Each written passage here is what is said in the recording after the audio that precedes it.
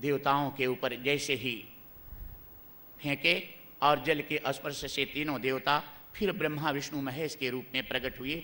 जैसे ही तीनों देवता अपने रूप में प्रकट हुए, सबसे पहले अत्रि मुनि का ये ताना इनको लग गया था कि तुम्हारे बेटे हो सकते हैं क्या। इसलिए अनुसुईया माता के वरदान मांगने के बिना ही तीनों देवताओं ने एक स्वर से कह दिया, हे माते, तू पतिव्रत धर्म के प्रभाव से अपने पालने में बालक बनाकर हम लोगों को झुलाई है, इसलिए हम वचन देते हैं कि तीनों देवता एक अंश में बनकर के तुम्हारे पुत्र बनकर तुम्हारी गोद में खेलेंगे, तुम्हारे पालने में झूलेंगे।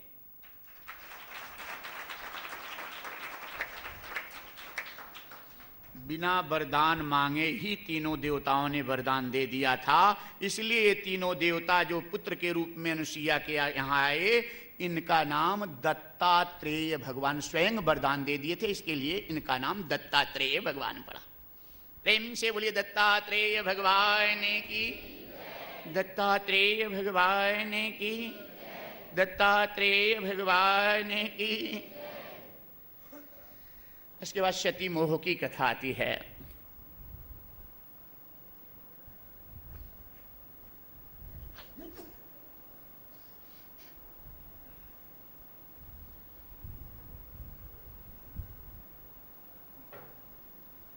कल ही वामन भगवान का अवतार कराना है, 4 तारीख कल है ना।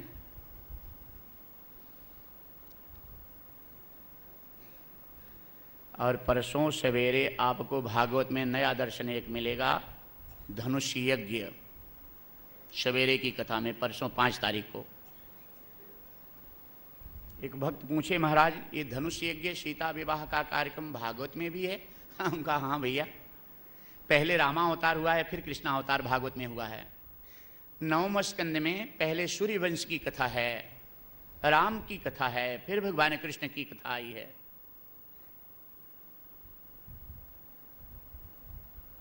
उसका कारण भी एक ये है कि भागवत की कथा मुख्य प्रधान कथा भगवान कृष्ण की है भागवत में, लेकिन 10वें स्कंद में इसलिए इस कथा को रखी गई कि भगवान की लीला बड़ी रहस्यमयी है।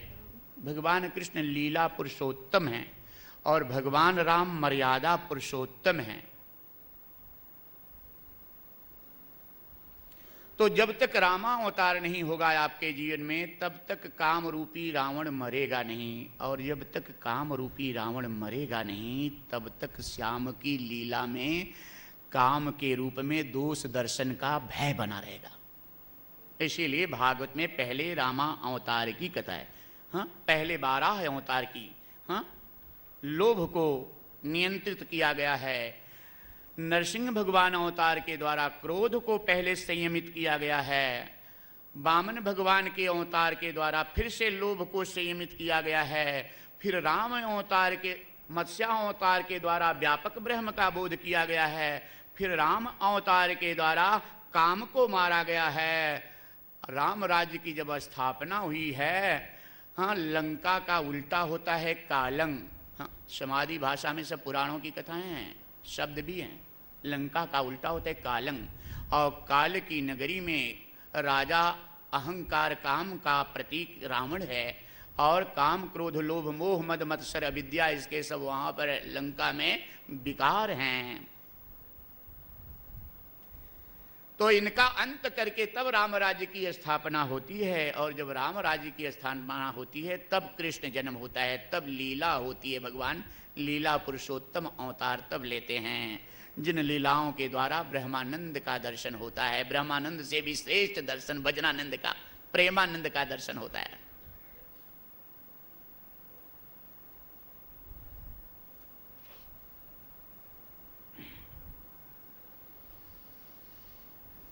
तो कल सवेरे आपको धनुष यज्ञ और सीता विवाह का दर्शन ज़्यादा झांकी के द्वारा आप देखेंगे। हमारे गोरखपुर से ऐसे से ये सुंदर लक्ष्मण का दर्शन कराएंगे आपका, परशुराम जी का सुंदर संवाद भी होगा झांकी के माध्यम से, धनुष भी टूटेगा, जयमाल भी होगा सवेरे की कथा में कल। और शाम प्रेम से बोलिए जय श्री कृष्ण। कल जो बताया गया ये कथा की धारा में कल नहीं परसों की बात है 5 तारीख को कल तो सवेरे की कथा में आपको नरसिंह भगवान का अवतार का दर्शन होगा, और शाम की कथा में वामन भगवान के अवतार का दर्शन होगा, मत्स्य अवतार का बोध होगा, कल 4 तारीख को। और परसों 5 तारीख को सवेरे की कथा में भगवान राम के अवतार की कथा होगी, धनुष यज्ञ होगा, सीता विवाह होगा, और राम के सुंदर राज तिलक होगा भगवान राम का। राज्याभिषेक का भी दर्शन झांकी के माध्यम से आपको कराने का प्रयास किया जाएगा। राम राज्य की स्थापना और राज्याभिषेक, ये राम तिलक, अयोध्या में राम राज्याभिषेक, ये तिलक का दर्शन झांकी के माध्यम से करने से नेत्र के दोष दूर हो जाते हैं, हमारी दृष्टि पवित्र होती है। और 5 तारीख को शाम को भगवान कृष्ण का अवतार होगा, जिसमें कि झांकियों के माध्यम से आप देखेंगे कि वसुदेव जी यमुना को पार करते हुए टोकरी में कन्हैया को अपने मस्तक पर लेकर आएंगे गोकुल नंद बाबा के यहाँ यशोदा की गोद में, और उसके माध्यम से गोपियाँ रास भी खेलेंगी, दर्शन भी होगा। और परसों से महारास नृत्य शुरू हो जाएगा, जो भारतीय संस्कृति का सर्वोच्च स्थान प्राप्त करने वाला ये गुजरात समाज के महारास दांडिया रास है। पहला स्थान भारतीय संस्कृति में भक्तिमय वातावरण बनाने वाला ये, वह दर्शन आपको परसों से शुरू हो जाएगा भगवान कृष्ण के अवतार के साथ में। और इसमें समाज के हर भक्तों के लिए समान अधिकार है। जो भी इस रास में आनंद लेना चाहेंगे, खेलना चाहेंगे, सम्मिलित होना चाहेंगे, सबका स्वागत है।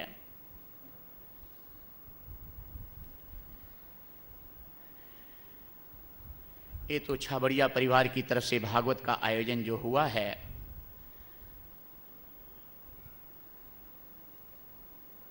इसमें लोक कल्याण की भावना और आप सबके कल्याण की भावना के लक्ष्य को रख करके किया गया है। प्रभु दर्शन के लक्ष्य को रख करके ये आयोजन हुआ है। इसलिए इसमें इस कथा में सबको समान अधिकार है, पूजा का, भक्ति का, कीर्तन का, और हर प्रोग्राम में सम्मिलित होने का सबको समान, निसंकोच सम्मिलित हो सकते हैं।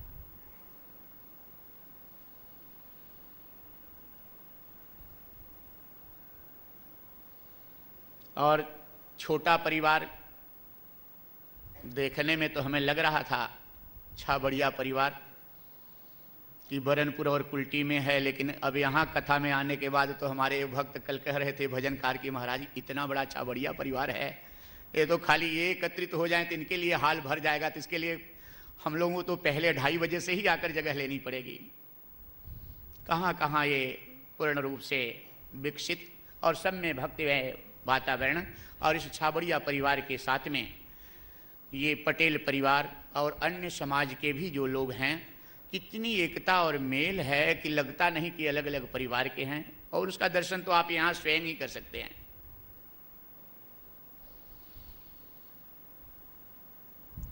तो आइए थोड़ा थोड़ा दर्शन अब करें। विस्तृत कथा तो संभव नहीं है, क्योंकि अपने लक्ष्य पर कल वामन भगवान के अवतार तक पहुंचना है। ये थोड़ा थोड़ा दर्शन करते हुए आगे चलते हैं।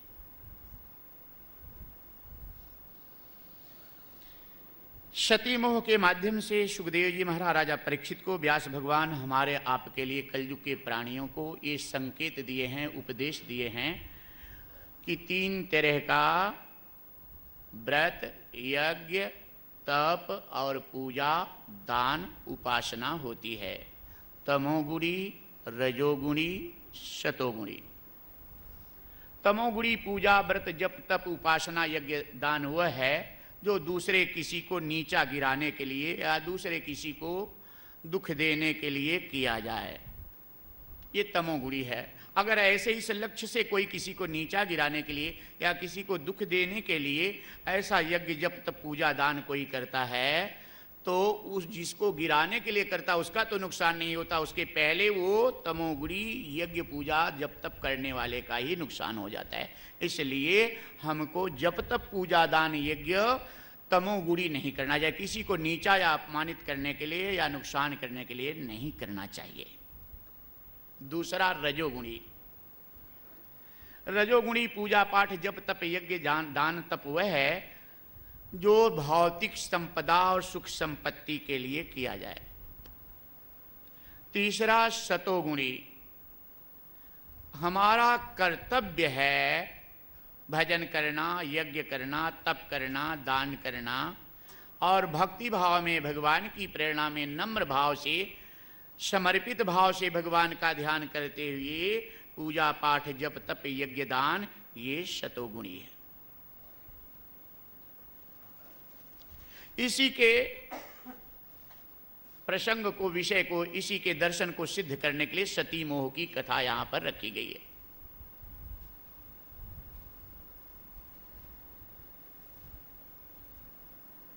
भगवान शिव बैठे हुए थे, अप्सराएं, देव कन्याएं, गंधर्व कन्याएं सज धज कर आकाश मार्ग से मंगल गान करते हुए जा रही थी और सती जी बैठी हुई थी बगल में। ये देखी तो पूछी सबसे कि कहाँ जा रही हो? तो सब मुस्कुरा दी, क्या तुम्हारे ही पिता के यहाँ यज्ञ हो रहा है, हम लोग तो वहीं जा रहे हैं, तुम्हें पता नहीं है? सती जी भगवान शिव से प्रार्थना की कि भोलेनाथ, मेरे पिता के यहाँ यज्ञ हो रहा है और आप हमको बताए नहीं। भोलेनाथ कहे, जब हमें ही पता नहीं, सूचना ही नहीं, तुमको कैसे बताएं?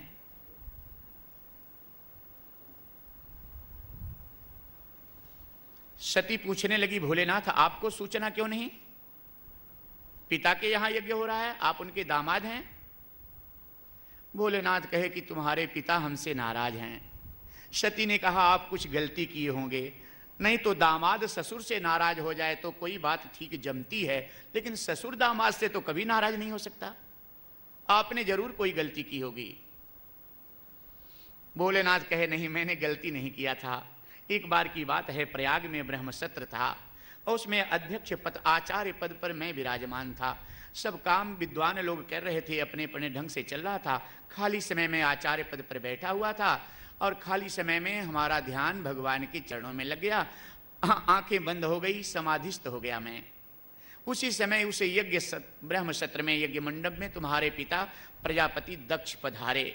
सब उठकर इनको प्रणाम किए और मेरी आंखें बंद थी, मैं समाधिस्थ था, इसलिए मुझे पता नहीं कि कब ये आए, मैं इनको प्रणाम नहीं किया। और तुम्हारे पिता उसी की वजह से मुझसे नाराज हो गए, मेरी निंदा बहुत किए कि मैंने बहुत बड़ी भूल किया जो अपनी बेटी का ब्याह तुमसे कर दिया।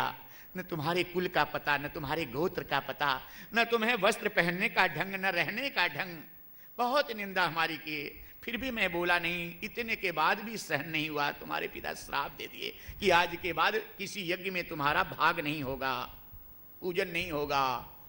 हे सती, फिर भी मैं कुछ बोला नहीं, लेकिन तुम्हारे पिता को संतोष नहीं हुआ। हरिद्वार कनखल में वही जो हमें श्राप दिए और बहिष्कार किए थे कि आज के बाद किसी यज्ञ पूजा में तुम्हारा भाग नहीं होगा, उसी को सिद्ध करने के लिए, हमें नीचा गिराने के लिए, हमारा यज्ञ और हवन से भाग काटने के लिए कनखल हरिद्वार में यज्ञ का आयोजन किए हैं।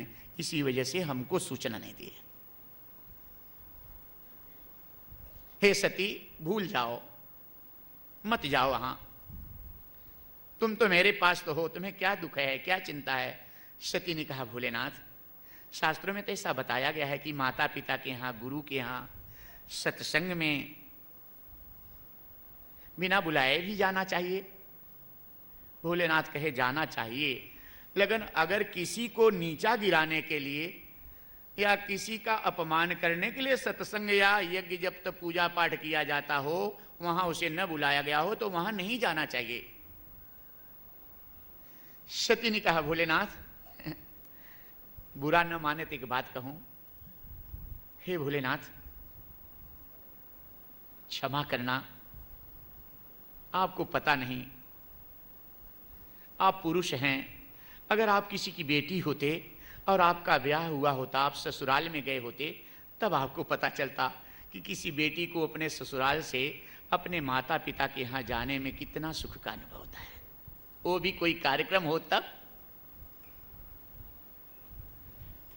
इसलिए मेरे पिता भले नाराज हैं, आप हमें लेकर वहाँ चलें और अगर नहीं चलें तो हमें तो अनुमति दे दें। भोलेनाथ समझ गए सती के मन में मेरे समझाने की कोई बात बैठ नहीं, अपनी जिद कर रही है। भोलेनाथ ने सती को अनुमति दे दिए। लेकिन किसी बेटी को अपने माता पिता के यहाँ ससुराल से किसी बेटी को अपने माता के पिता के यहाँ अकेले नहीं आना चाहिए। इन नियमों का पालन करते हुए भोलेनाथ अपने 2 गणों को साथ में दे दिए सती के, और सती के जो कपड़े सामान कुछ थे वो एक एक चुनकर भोलेनाथ अपने हाथों से एक गठरी बना दिए और गणों को दे दिए कि इसको भी लेते जाओ। सती ने कहा भोलेनाथ कल ही तो मैं वापस आ जाऊंगी, ये हमारे सामान क्यों दे रहे हो? भोलेनाथ कहे कि वापस आ जाओगी तो सामान सब आ जाएगा ना, लेते जाओ। भोलेनाथ को पता था कि अब सती वापस नहीं आएगी, और सती वापस नहीं आएगी, हमारा अपमान ये सह नहीं पाएगी, निश्चित अपने तन को जला देगी सती। तो सती का कोई कपड़ा सामान रहेगा तो देखने में दुख होगा, इसलिए एक एक निशानी जितनी थी सती की सब गठरी में बना के भोलेनाथ दे दी, लेते जाओ।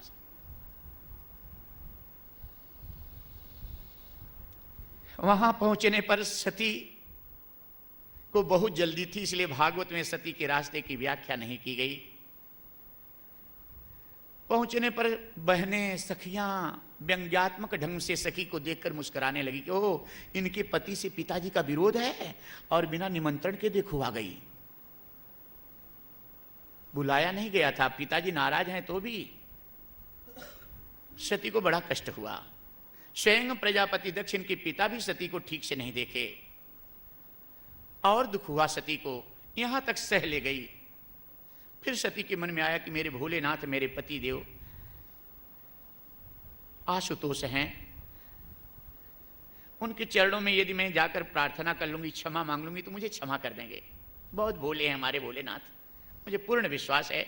और सती वहां से तुरंत अपने पति भोलेनाथ के पास वापस लौटने ही जा रही थी, ये अचानक लौटते लौटते इनके मन में आया कि थोड़ा यज्ञशाला देख लूं कैसी है। और यज्ञशाला में जैसे प्रवेश की तो सबका स्थान बनाया गया था, सबका पूजन हो रहा था। ईशान कोर भोलेनाथ का खाली था, कोई स्थान भोलेनाथ का न देकर अपना अपमान तो सह गई, लेकिन भोलेनाथ का अपमान सती से सहन नहीं हुआ। अचानक आंख की पुतरियां आग के गोलों की तरह धधकने लगी, चेहरे तमतमा गए। सती के सिर पर चमेली की फूलों की बनी हुई गजरे बेनी से फूल झरझर के नीचे गिरने लगे। मां मां, सती का ये रूप देख करके सारे ब्राह्मण वृंद देवतागण भयभीत हो गए। मां क्षमा, मां क्षमा, मां क्षमा, मां क्षमा, मां। सती ने कहा चिंता मत करो, तुम लोग मत डरो, अपना क्रोध मैं तुम लोगों के ऊपर नहीं उतारूंगी।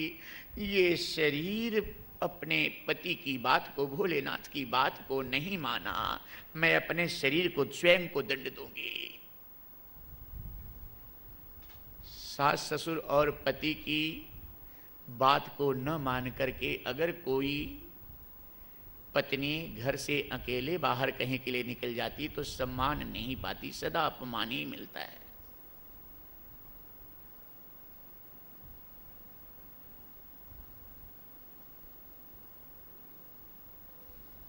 जब पति सम्मान करेंगे तो सब सम्मान मिलेगा, और सब जान जाएंगे कि पति इसका बिल्कुल सम्मान नहीं करते तो सबके मन में वो आदर भाव नहीं रहेगा।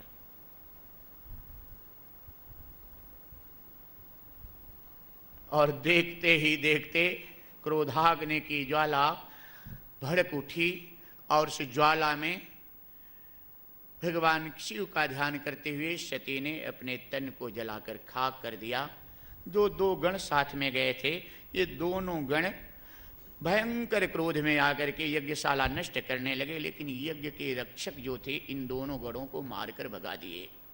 नारद जी भगवान शिव के पास आज बड़े दुखी मन से आए कि भोलेनाथ आप सत्संग कर रहे हैं, आपको कुछ पता नहीं?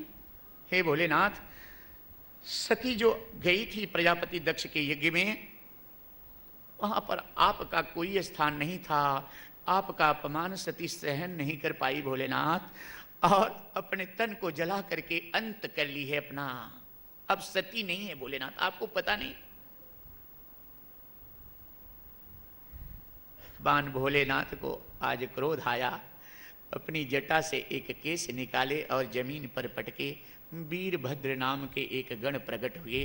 भगवान भोलेनाथ वीरभद्र को आदेश दिए कि जाओ प्रजापति दक्ष को दंड दो।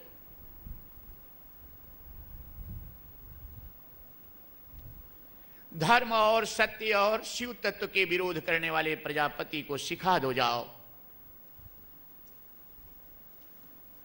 ताकि इस तरह का यज्ञ कोई फिर न करे, इस तरह का कर्म करने की कोई फिर इच्छा न करे। जाओ, यज्ञ पूजा पाठ जब तब कल्याण के लिए लोगों के बना है, नुकसान करने के लिए नहीं, प्रभु दर्शन के लिए बना है, किसी को दुख देने के लिए नहीं। जाओ। वीरभद्र जा करके भयंकर उत्पात, खून की नदियां बह चली, त्राही त्राही होने लगा। सारे ब्राह्मणगण देवता और ब्रह्मा की स्तुति करने लगे। ब्रह्मा जी असहाय होकर सबसे जवाब दे दिए कि मैं कुछ नहीं कर सकता, भगवान विष्णु की शरण में जाओ। सब भगवान विष्णु की स्तुति करने लगे। भगवान विष्णु उलाहना दिए, अब हमको तुम स्तुति कर रहे हो, अब रक्षा की पुकार कर रहे हो। जिस समय शिव तत्व का विरोध हो रहा था, उस समय तुम लोग वहां थे, उस समय तुमने विरोध क्यों नहीं किया दक्ष का? भगवान शिव के इस क्रोध के आगे मेरा भी कोई वश नहीं है, हम भी असहाय हैं। हे देवतागण, अगर अपनी रक्षा और कल्याण चाहते हो तो भगवान शिव की शरण में जाओ, वो बहुत भोले हैं, तुम्हें क्षमा कर देंगे।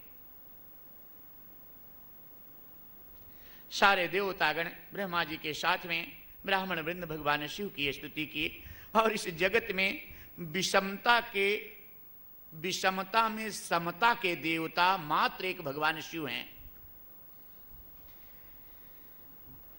इनके यहाँ सतोगुण भी है, तमोगुण भी है, रजोगुण भी है। इनके यहाँ मोर भी है, सांप भी है और बैल भी है, शेर भी है। इनके यहाँ देवता भूत प्रेत सबका स्वागत है। सबका दरबार बंद हो जाता है, दिन को, दोपहर को, शाम को, समय समय से इनका दरबार रातों दिन सदा खुला रहता है।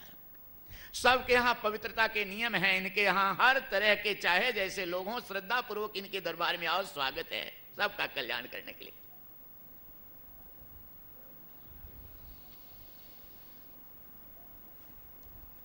सबसे जल्दी प्रसन्न होने वाले देव भगवान शिव,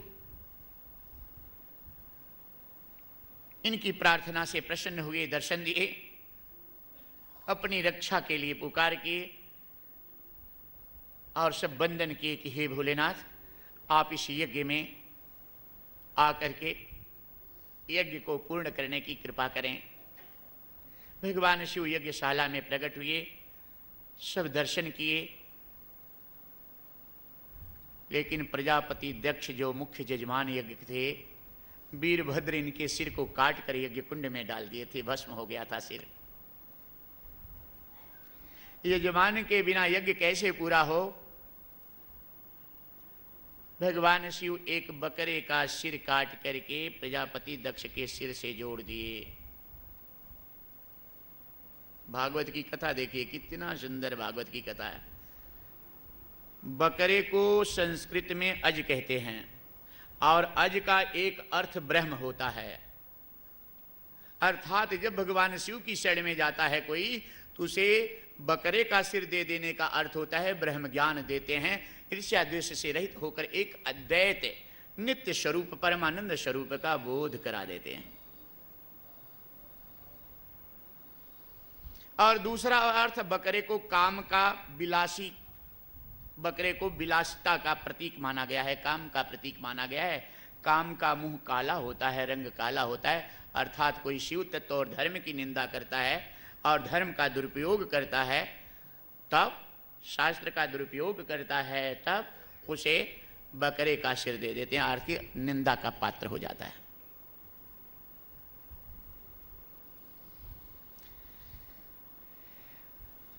तो इस तरह से ईर्ष्या भरा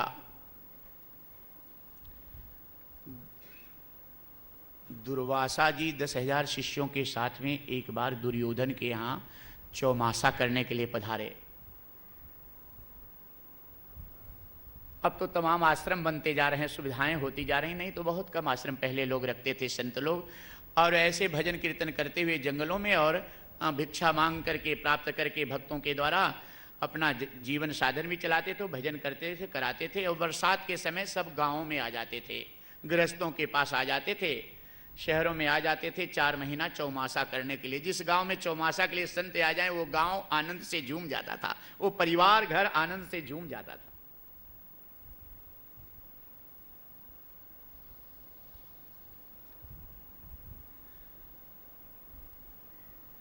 दस 10,000 शिष्यों के साथ में आए। दुर्योधन बड़ा स्वागत, भव्य स्वागत किया। 4 महीने तक 10,000 शिष्यों के साथ में दुर्योधन ने स्वागत किया, सेवा किया दुर्वासा जी की। चौमासा पूरा हुआ, कार्तिकी शुक्ल पक्ष की एकादशी का व्रत था, और दूसरे दिन जब सवेरे पारण करने का समय आया चौमासा पूरा होने का, तब दुर्वासा जी दुर्योधन की सेवा से बहुत प्रसन्न होकर के कहे, हे दुर्योधन, तो उन्हें खूब सेवा की है, जो इच्छा हो वरदान मांग लो।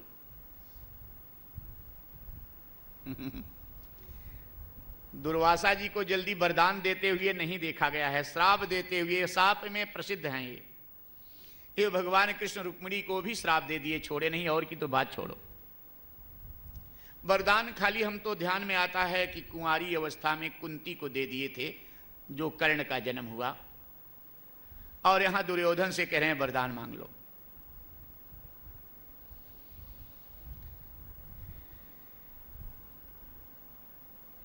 दुर्योधन वरदान मांगा कि हे गुरुदेव, आप संत जन हमारे ऊपर कृपा किए, हमारे कुल के ऊपर कृपा किए, 4 महीना सेवा का अवसर दिए, हमारा जीवन तो धन्य हो गया, लेकिन हमारी इच्छा है कि हमारे भाई पांडव इस समय वन में हैं। मैं आपसे वरदान मांगता हूं कि यह एकादशी का जो व्रत है, इसका पारण आज आप हमारे भाई पांडवों के यहां करें, और उनको भी दर्शन देकर उनका भी कल्याण कर दें। बड़े खुश हुए दुर्वासा जी की, कितना भाइयों से प्रेम रखने वाला ये दुर्योधन है। और 10,000 शिष्यों के साथ पांडवों के पास वन में चल दिए दुर्वासा जी। दुर्योधन ऐसा वरदान क्यों मांगा? दुर्योधन जानता था कि पांडव जब वन में जाने लगे जुआ में हार करके कपट के द्वारा, तो इनके साथ में प्रेम करने वाली प्रजा बहुत जाने लगी। धर्मराज युधिष्ठिर चिंतित हुए, तो इनके पुरोहित विद्वान ने बताया सूर्य भगवान को प्रसन्न करने का मंत्र। धर्मराज युधिष्ठिर सूर्य भगवान को प्रसन्न किए, और सूर्य भगवान धर्मराज युधिष्ठिर को एक अक्षय पात्र दिए, जिसका गुण ये था कि जो भी सुंदर गरम गरम स्वादिष्ट हर तरह का पूरी पकौड़ी, रसादार सब्जियां, कढ़ी, पापड़, मीठे मीठे फलों के अचार, जलेबी, मिष्ठान इत्यादि, जो भी सुंदर सुंदर जितना भी मांगो उतना गरम गरम देता, जितना मांगो उतना देगा।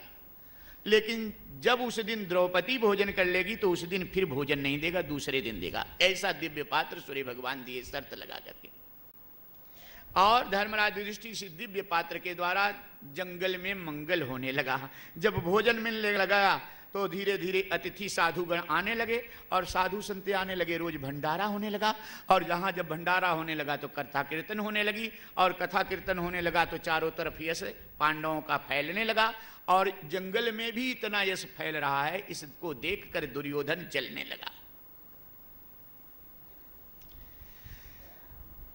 दुर्योधन यह जानता था कि इस अक्षय पात्र में जब द्रौपदी भोजन कर लेती है तो उस दिन अक्षय पात्र भोजन नहीं देता। और 10,000 शिष्यों के साथ दुर्वासा जी अगर यहाँ से जा रहे हैं तो 2-3 बजे के पहले पहुँचेंगे नहीं पांडवों के पास, और 12 बजे भंडारा पूरा हो जाता है, 1 बजे तक द्रौपदी भोजन कर लेती है, अक्षय पात्र भोजन देगा नहीं। और भूखे व्रत के ये 10,000 संतों के साथ में दुर्वासा जी जब पांडव भोजन नहीं करा पाएंगे तो श्राप दे देंगे, इनका अंत हो जाएगा, मेरे रास्ते का कांटा हट जाएगा। दुर्योधन ने सेवा तो किया, लेकिन तमोगुणी ईर्ष्या, दूसरे को दुख देने वाली, पांडवों को कष्ट पहुंचाने वाली सेवा, तमोगुणी।